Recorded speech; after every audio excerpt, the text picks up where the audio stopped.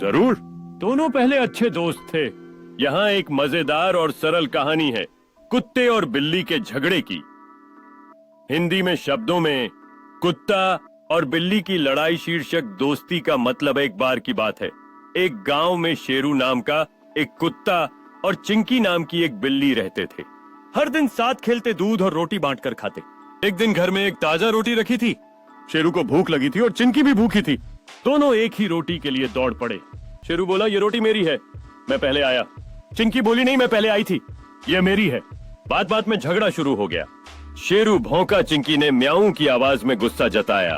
दोनों लड़ते लड़ते घर के बाहर तक आ गए। तभी वहां से बंदर मक्खन चोर गुजर रहा था।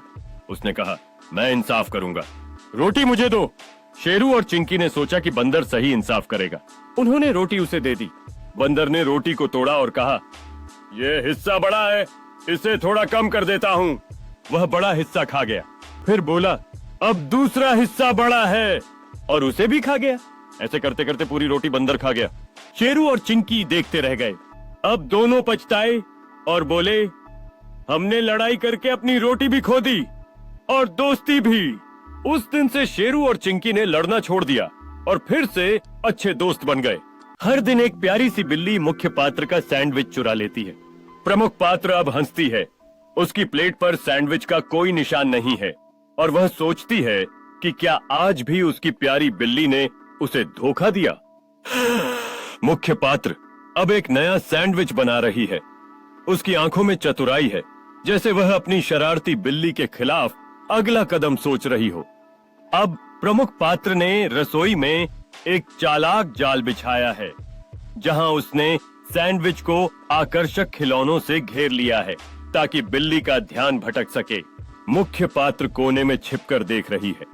उसके चेहरे पर शरारती मुस्कान है, जैसे वह अपनी बिल्ली को खिलौनों के साथ व्यस्त होते हुए देख रही हो। जैसे ही बिल्ली खिलौनों से बोर होती है और फिर से सैंडविच की ओर देखती है, मुख्य पात्र खुशी से अपनी योजना को प्रकट करने के लिए तैयार हो जाती है।